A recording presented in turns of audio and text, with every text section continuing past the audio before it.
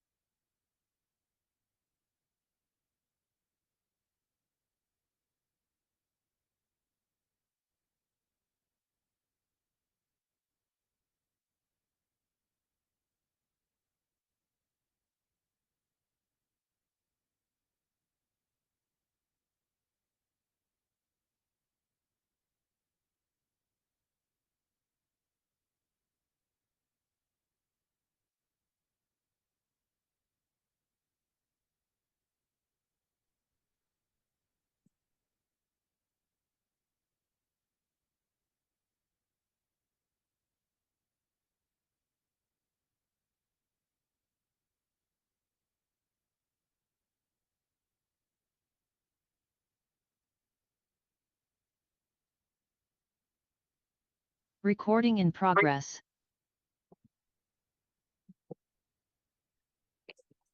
Hello. Hey, Sean.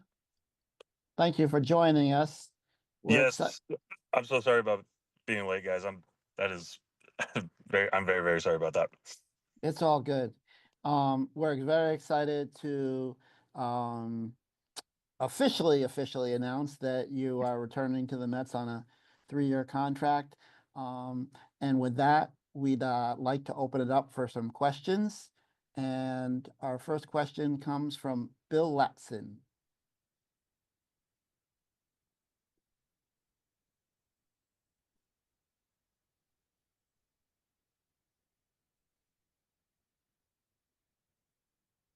Hello. Oh. Sean, can you hear me? Yes. Why were the Mets the best fit for you? I think just based off of last year, um, with like the coaching staff and everything that we had going on, um, I thought that it was a perfect fit. I know Talat, my wife, now, she loved it on the family side as well, and just organizationally, I thought they did a lot of great things, and learned a lot, from Hef and the rest of the staff, and just overall, I was just very, very happy with my time there, and when they reached out and said that they wanted to reunite.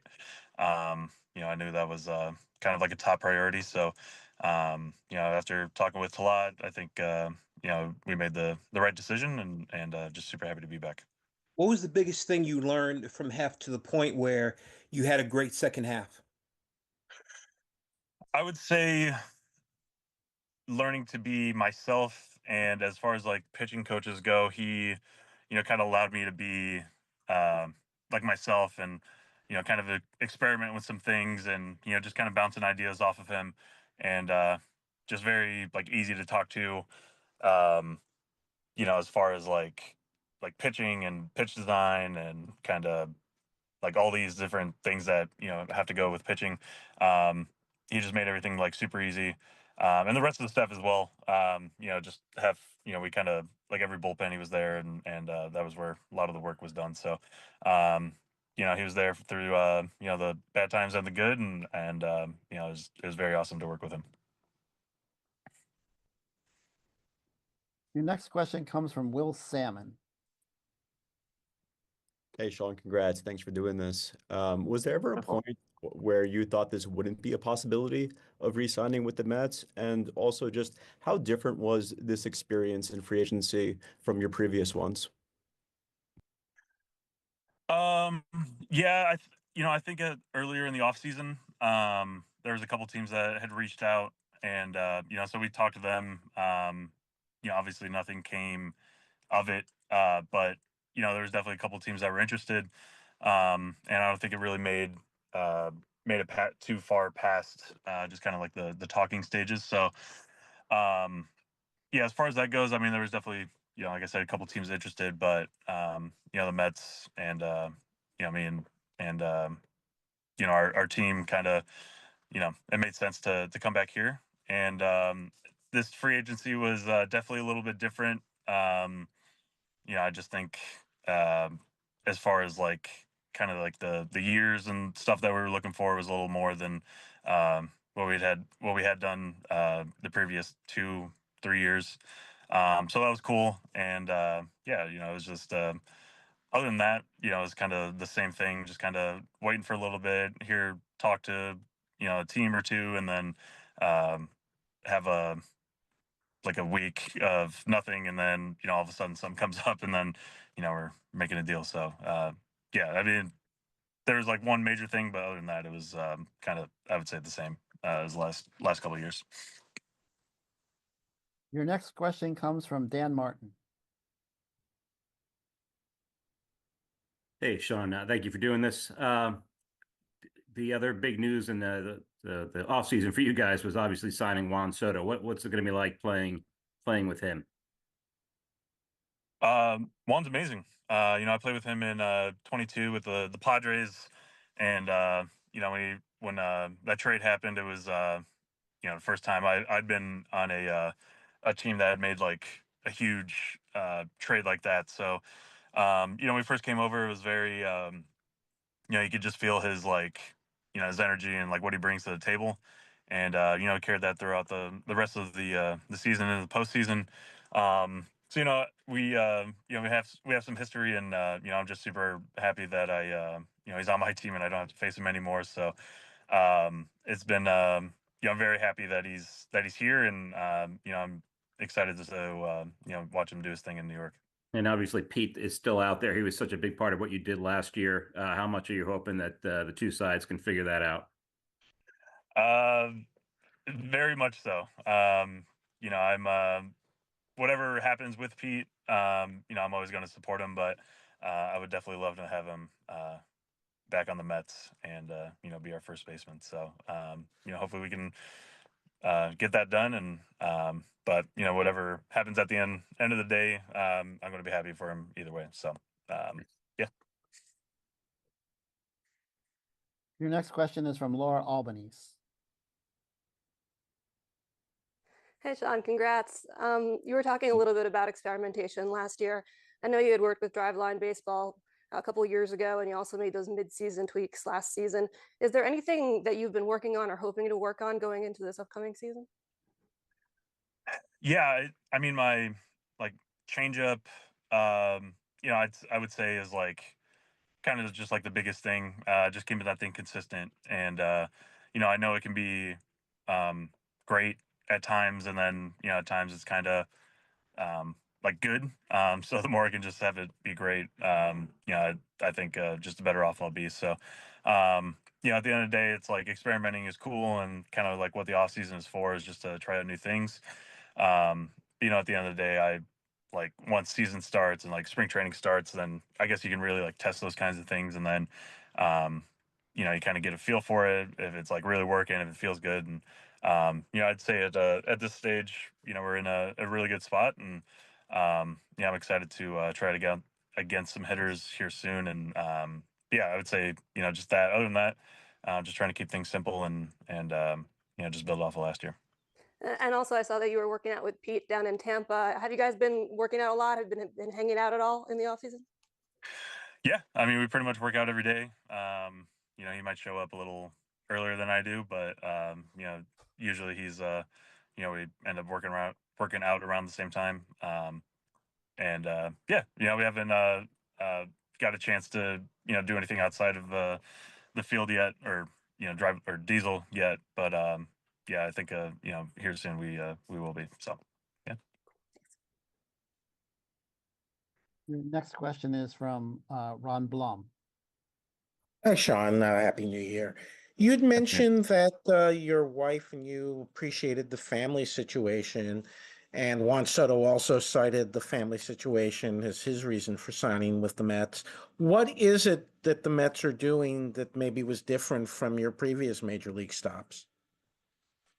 I mean, they just do like a lot of little things. I mean, we don't have any kids yet, so we never had that like the daycare situation.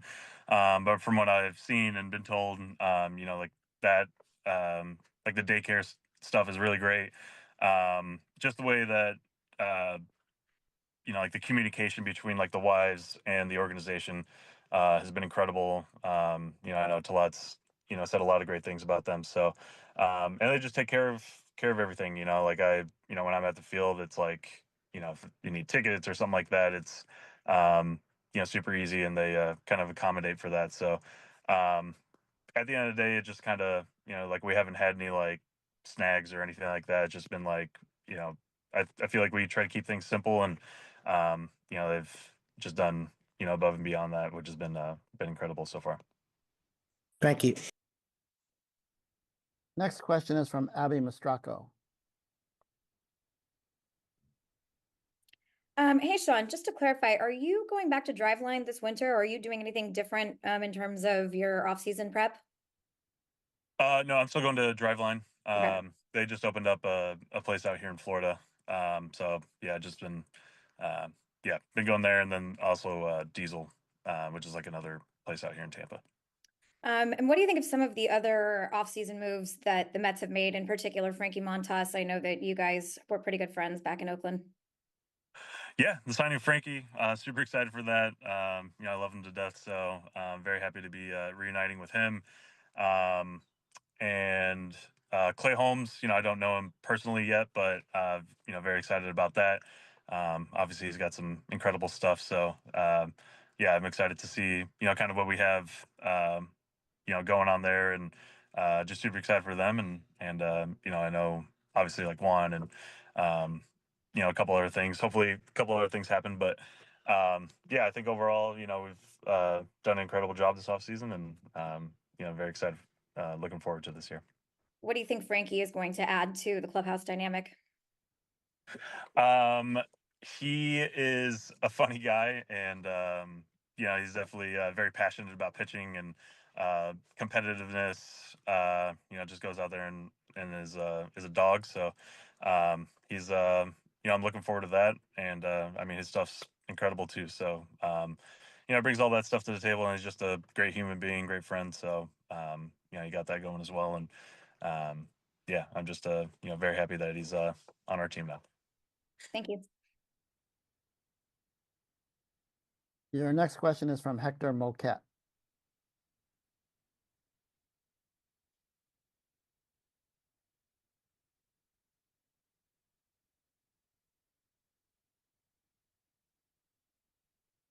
Hector, your line is open.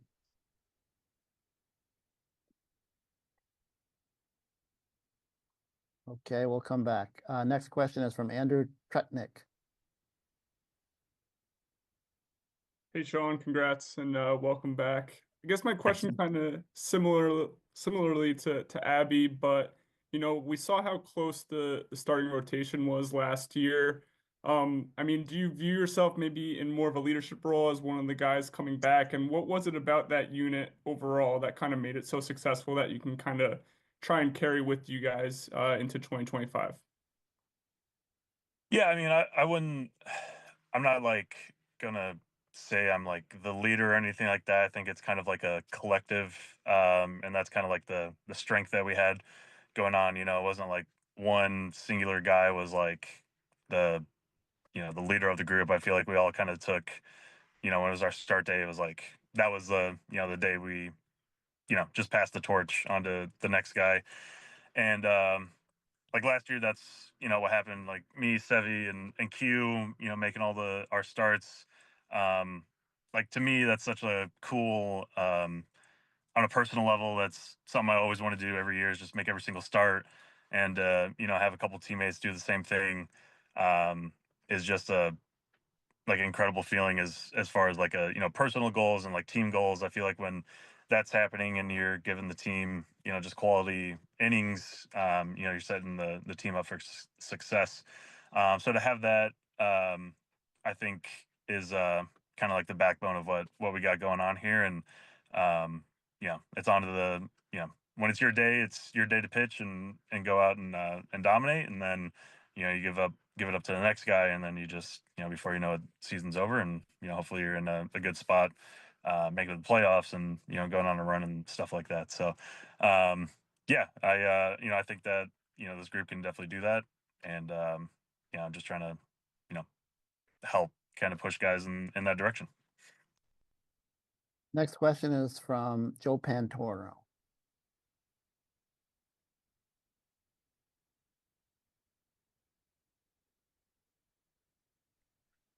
Hey, Sean, over the last 4 years, you played for 4 different organizations. Just how much of a relief is it that you're able to lay down some roots and have the opportunity to stay in one city for a little bit of a stretch here?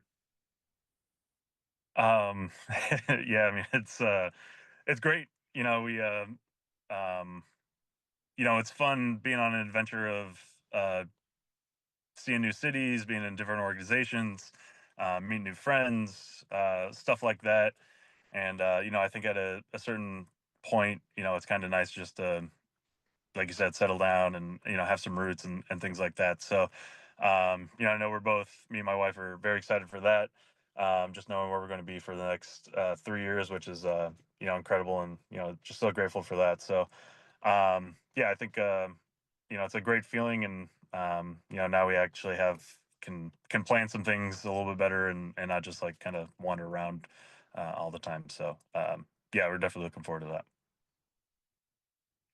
that. We'll go back to Laura Albanese. Hey, sorry, I just wanted to clarify. Diesel, is that diesel optimization in Tampa? Yeah. Yes. Okay, cool. Thank you. Yep. And we'll try Hector.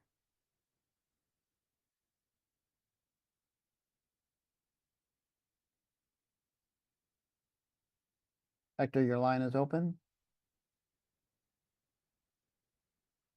Okay. We'll go to Mark Roseman. Hey, Sean, congratulations and welcome back. Laura touched on this about your experimentation, and you kind of totally reinvented yourself, starting with the hair in spring training, and Yeah. then dropping down to the different arm slot. You know, in a walk year, what gave you the confidence to be able to do that, to change on the fly the way you went about things, and how important was Jeremy Hefner and the staff to the success of that change? Yeah. I think I feel like it all started a couple years ago now in San Francisco.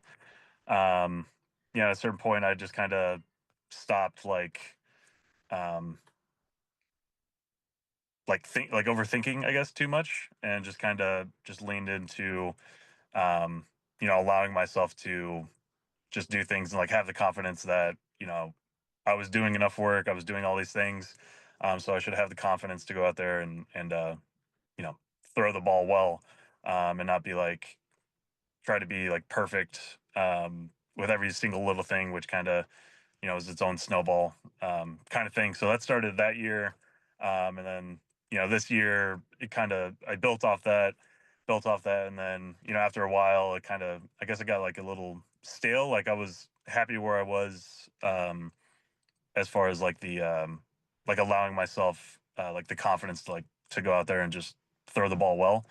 But I knew like like the feelings wise like that could improve. And after I like found that feeling, it was just like, oh, like this is it, this is like something I know that feels good, so let's just like lean into that. And then from there then it just kind of took off. So but I think that wouldn't happen if you wouldn't have like kind of coaches being like, oh, this is good, metrically this is like a good spot, like you look smooth, kind of having that like that feedback all the time, and just like them breeding confidence in you, is another snowball that just kind of you know just gets bigger over time. And I think we saw it last year. It was just one thing after another, and each day just kind of built off those like little successes. And before you know it, it was ended up being a great year. So yeah. John, thank you very much for your time today. We're excited to see you in spring training in Port St. Lucie in no time. Thank you so much, guys. Can't wait to see y'all. I appreciate everything. Thank you.